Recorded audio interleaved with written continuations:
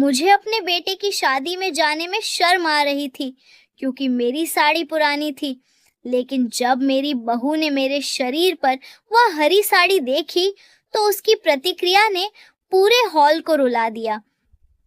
मेरा नाम सुमित्रा देवी है, 58 वर्ष। मैं एक साधारण माँ हूँ, सब्जी मंडी में सब्जी बेचती हूँ और अपने बेटे रोहन की अकेली अभिभावक हूँ। रोहन की शादी उस लड़की से हो रही थी जिससे वह बहुत प्यार करता था, प्रिया, जो एक बड़े और रईस खानदान से थी और एक सफल डॉक्टर थी। शादी से 3 महीने पहले मुझे हर दिन घबराहट होने लगती थी, दावत या खर्च की वजह से नहीं, बल्कि एक छोटी सी बात की वजह से। मेरे पास पहनने के लिए कुछ नहीं था। मेरी जवानी के दिनों में मेरे पास एक साड़ी थी जिसे मैं हर खास मौके पर पहनती थी, हरे रंग की, जिस पर साधारण सी कढ़ाई थी।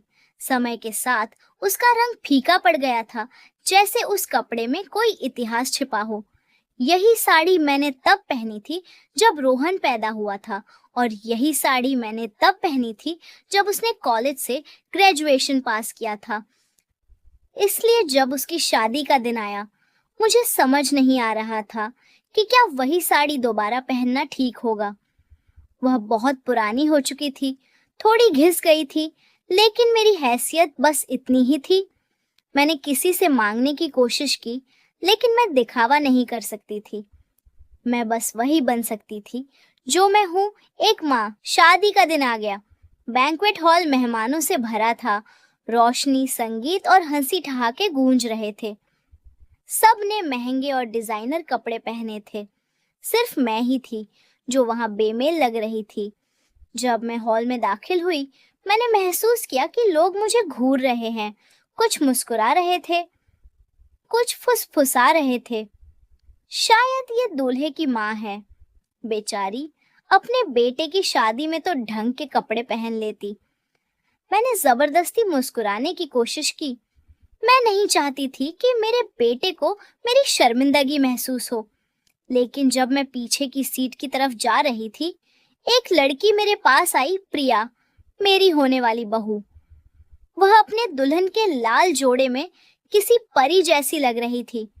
वह पास आई, होठों पर मुस्कान थी, लेकिन आंखों में आंसू। उसने मेरा हाथ थाम लिया, मेरा वह हाथ जो मिट्टी, पसीने और सब्जी बेचने से सख्त हो गया था।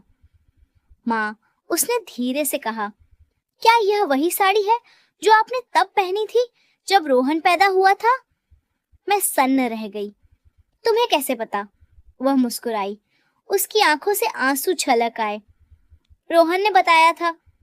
उसने कहा था, जब वह याद करना चाहता है कि उसकी माँ उसे कितना प्यार करती है, तो वह बस आपको याद करता है, इसी हरी साड़ी में, उसे गोद में लिए हुए, दर्द में रोते हुए भी मुस्कुराते हुए।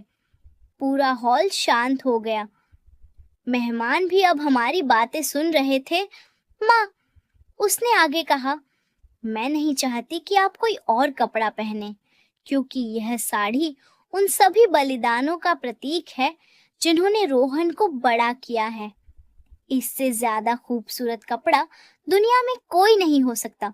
उसने सबके सामने मुझे कसकर गले लगा लिया, और उस गले मिलने में मैंने रोहन को गहरी सांस लेते सुना। मेरा बेटा, जो आज दूल्हा बना था, वह हमारे पास आया और मेरी आंखों से आंसू पोंछते हुए धीरे से बोला, माँ, इस हरी साड़ी के लिए शुक्रिया, क्योंकि जब भी मैं इसे देखता हूँ, मुझे याद आता है कि आपके प्यार के रंग से सुंदर कोई रंग नहीं है। रस्मों के बाद कई लोग मेरे पास आए, आलोचना करने के लिए नहीं, बल्कि बधाई देने के लिए। आप बहुत सुंदर लग रही हैं सुमित्रा जी।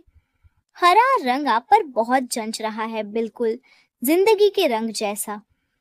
और रिसेप्शन में एक बात ने सबको चौंका दिया। जब संगीत बज रहा था, प्रिया माइक के पास गई और बोली, आज मुझे इस महिला पर गर्व है। इन्होंने कोई डिजाइनर साड़ी नहीं पहनी है, लेकिन यही वो वजह है कि आज मेरी जिंदगी में एक ऐसा आदमी है जो सच में प्यार करना जानता है। अगर एक पत्नी के रूप में मुझे किसी के नक्शे दम पर चलना है तो वह माँ सुमित्रा का दिल है। पूरा हॉल खड़ा हो गया और तालियां बजाने लगा। मैं बीच में खड़ी रो रही थी और अपनी जिंदगी में पहली बार मुझे अपनी पुरानी हरी साड़ी पर शर्म नहीं आई, क्योंकि उस दिन वह प्यार का सबसे महंगा लिबास थी। सुंदरता नए या महंगे कपड़ों से नहीं मापी जाती। असली सुंदरता हर कपड़े की कहानी में है, हर उस धागे में है जो पसीने और बलिदान से जुड़ा है। माँ चाहे कुछ भी पहने हमेशा सुंदर होती है, क्योंकि उसके कपड़ों के हर रेशे में त्याग की यादें होती हैं और निस्वार्थ प्रेम की कहानी होती है। और अगर माँ के प्यार का कोई रंग होता है तो वह लाल या सफेद नहीं बल्कि हरा होता है।